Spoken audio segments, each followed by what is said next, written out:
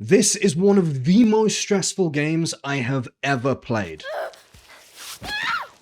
And it was also one of my greatest indie experiences. What's up, you beautiful beasts, and welcome to the video where I want to show you one of the most unique indie games that I have played in a hot minute. A game that resonated with me so well, it left me ugly crying throughout the credits, and I ain't even ashamed to admit it. In this video, I'll be talking all about Cairn. If you've not heard about this game yet, you are genuinely missing out. Not only is it a challenging survival experience, but also a phenomenal story about obsession, achieving goals no matter the cost, and wanting to be part of something bigger than yourself.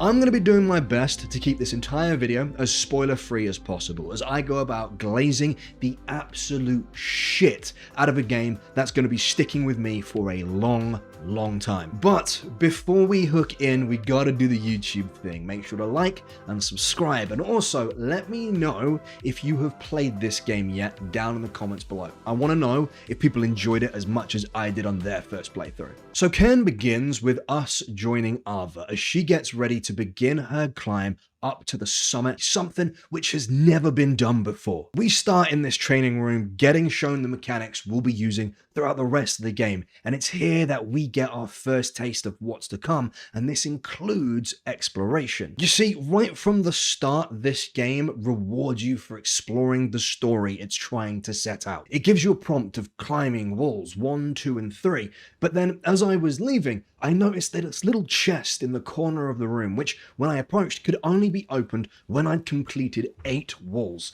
and this was a fantastic little tip for the rest of the game. I could have just done the basics and left. I could have learnt the simple steps and then begun my climb, but this chest caught my attention, as any good chest does, and made me want to explore, and it's a perfect summary of what the journey in this game is. Cairn can be as straightforward or as complex as you want to make it. You can simply pick the first route you find and begin your climb, stopping off at save points and snatching what little bits of food, water, etc. that you come across, or you can take your surroundings in at each moment and meticulously plan each step of the route, coming across the remnants of those who came before or those that have always been here. And that is a beautiful thing about Cairn, in that its gameplay mimics the story it's trying to tell. Do you just rush towards the summit and ignore your surroundings and just barrel through everything?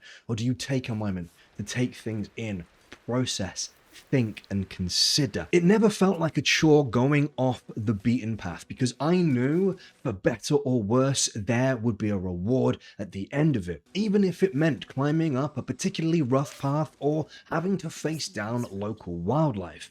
I'll make sure they know.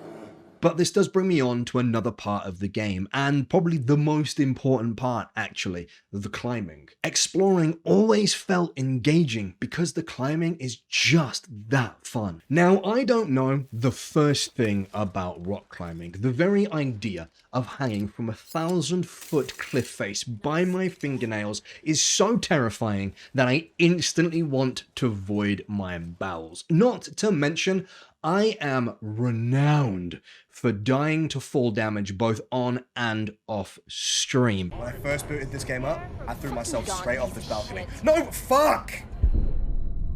So I can say, with absolutely no expertise whatsoever, the climbing in this game is fucking amazing. It's like this continual puzzle that unwraps as you play, adding additional little mechanics as you progress, such as having to use ice picks or strong gusts of wind or even rain. It always manages to feel fresh because of this. At first, I felt like an idiot. I couldn't understand what the correct handholds were, and I was slow, and I was incredibly clumsy, and I must have given poor Ava at least 4 concussions by slamming her face into a cliff wall. But as the hours passed, I could see myself improving, which is such an awesome thing to realize. I could look down the mountain in awe at how far I'd managed to make it compared to when I began. And you can do this throughout the entire game. You can take little moments to look all the way down and see the starting point and be like, holy shit, I have come so far on this journey, and it's a great feeling. With all that being said, there is one little thing about the climbing though. Does anyone remember QWOP? It was this weird little flash game where you had to use QWOP to move a character's legs to try and get them to the finish line without falling over. And you could end up in all sorts of stupid knots and shapes while you panicked and pressed all the buttons at once. I can't help but be reminded of QWOP due to Cairn. Cairn couldn't be further removed from QWOP, but due to how the climbing works and you get to control every individual limb, every now and then Ava will look like an absolute pretzel of a human being. This doesn't really happen that often, and as you progress you kind of get used to it or find that you don't end up in weird situations as much, but in the beginning I found myself in absolute fits of laughter as Ava hung on for dear life midway through the splits with a hand up her nose. Another small thing that did frustrate me with this game is the fact that it seems very difficult to get the character to detect that she's on solid ground. Every now and then I'll climb up onto a ledge and have to do some weird maneuvering to try and get the game to realize I'm now on terra firma rather than hanging off a rock face. It led to some odd hang-ups and to some weird animations, but eventually she'd click and realize. However, this one time I did hold B to jump off and it literally threw her off the ledge and completely off the cliff entirely. When it comes to ascending up the mountain, there's also some survival mechanics that come into play. You even have to manage certain things that aren't highlighted in the UI. Obviously, you have Ava's health, food, water, and eventually temperature, but then you've also got things like her stamina for each limb, the grip tape on her fingers, or any buffs or debuffs that you might have. You've also got weather and time of day, all of which could actually cause you to slip and plummet to your death at quite literally any moment. I've played enough survival games to say that usually food and water gauges are frustrating as fuck. You have to eat the contents of a small country just to satiate the survival gods for a few hours, but in Cairn, this isn't actually the case. I was able to manage things pretty easily and only found myself on the edge of death once. Instead of immediate death, Ava blacks out and it gives you a chance to recover. It's fairly forgiving unless you play stupidly, but you have got to ensure that you've got enough rope if you black out while you're in the middle of climbing up, otherwise you will just fall to your death. All the other bits though added some quite unique concerns on the sort of gameplay trope that I have played to death. There's obvious things like the weather, high winds being able to blow you off the cliff, or rain making handholds wet, but stamina and grip tape and pitons is where Cairn gets really stressful. Each limb has stamina, obviously, but there's no UI for it, there's no draining gauge. You just have to watch carefully as her limbs begin to shake and wobble as her muscles grow tired, and that's when you really start to worry. Eventually she'll slip, and if you're not careful, that could throw you back so far. It's an absolutely terrifying scenario, and you end up panicking and having to look for handholds as fast as you can as you begin to panic, or you could choose to fix a piton into the wall and hope that you don't slip midway through drilling it in. Pitons are these little hooks that Ava can drill into the wall and hang from to be able to take a little rest every now and again. It also means when you fall from the wall, you'll hang from that rather than dropping all the way back to the start and probably dying. During moments of rest, either in your tent or when you're hanging from a piton, you can guzzle down some food that might buff you or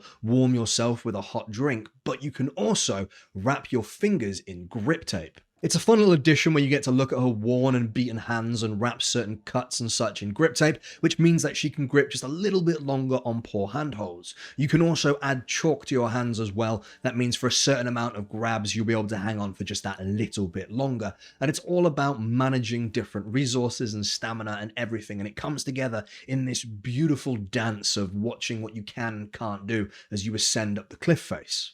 I must admit, I didn't pay that much attention to the food and water crafting system on my first playthrough. There's this really robust system of mixing different foods and different drinks, etc., to make concoctions that can give you massive buffs. Some people have beaten the entire game in like 3 hours, all based on using the right foodstuffs. All of this comes together into a gameplay experience that I found constantly engaging. And considering I spent most of my time staring at grey walls, you'd think it would need something special to keep you going, but genuinely, I never found myself bored. I was continually looking for the best path to use. I was plotting my routes, seeing how they connected. I'd get halfway up one route and then realize, actually, this is kind of shit. Let's go back down and find another one instead. I was always keeping an eye on my resources, ensuring that I had enough to make it up my next stint, or maybe having to go a specific way where I could see a bird's nest to potentially get some eggs for that little bit of sustenance to make it the rest of the way. All of this was happening between some of the most impactful and beautiful story beats, which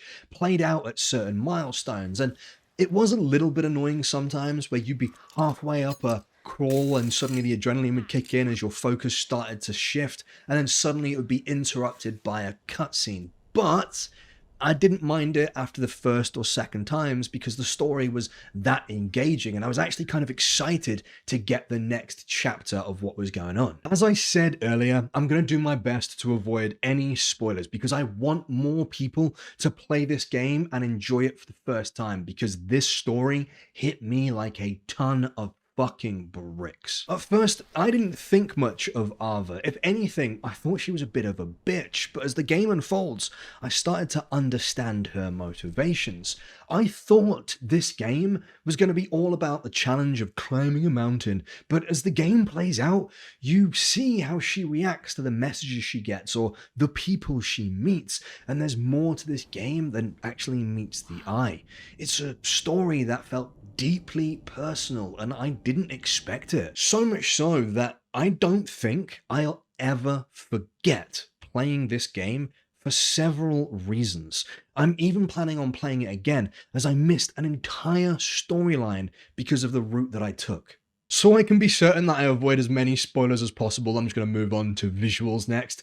I loved the art style. It's beautiful, but then sometimes it's bleak. It's dramatic, but then at other times it's warm. There's not really much to be said other than I really enjoyed how it looks. While Ava and her animations might glitch out or go a little bit weird and wonderful at times when climbing, it never detracted from the experience as a whole. The small team behind the game have worked well within their strengths to create an art style that gets the message across in a bold and clear way. In cutscenes, the animations are great, and it's paired with fantastic voice acting, the story being presented perfectly with enough nuance for you to be able to read into things, but if you're not that media literate, you can get a pretty good story just from the basics. Beyond all this, there's not really much else left to say. Cairn doesn't outstay its welcome, with it taking maybe 9 hours to beat it the first time round, yet it left me desperately wanting more. It managed to take a topic I couldn't give less of a fuck about, and it kept me engaged and entertained throughout my entire playthrough until it delivered one of the biggest gut punches I've had in a video game. If you're looking for a new indie game to play, a little something to get your teeth into between big releases, and you want something unique that scratches that survival itch, or fuck it, if you just enjoy a good story game, play this game. Oh, and once you beat it, if you want to add a little extra spice to your next climb, you can do the entire game in their free solo mode, which means no ropes, no pitons, and only one life. So if you fall, your run is over. I've said before in other videos that I love survival games, but I am so sick and tired of building a wooden box in a forest that gets raided when I go to bed. Single-player survival games with a good story have always excited me. The first that I can remember is Subnautica, that I've played over and over and over, and it's a great example of a similar single-player survival game, and I hope we get to see more like Cairn, Subnautica, and beyond in the future, because we desperately need some. Hope you enjoyed today's video. Have you played Cairn yet? What did you think? Am I full of shit? please let me know in the comments down below. And a quick note, we haven't had a tabletop roleplay game video in a hot minute.